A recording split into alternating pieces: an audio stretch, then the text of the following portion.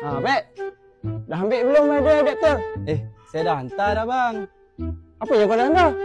Kereta. Kan semalam abang suruh saya repair. Saya dah hantar lah semalam bang. Okey, Pek. Ada adapter adalah alat untuk kita bubuh dekat pili tu. Untuk kita sedut air tu. Kau faham tak? Uish abang ni.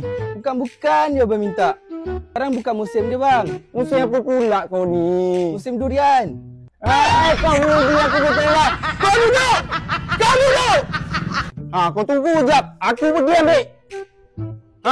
Inilah ada adapter. Oh, ini bang. Ini saya tahu. Rajin lah Abang Man hari ni. Ini saya tahu apa ni Abang Man. Ini hidden key and bar kan? Betul tu. Macam mana guna? Kejap. Saya pergi ambil. Weh, kau nak pergi mana tu? Tadi kan Abang Man suruh ambil guni. Saya nak pergi ambil guni lah ni.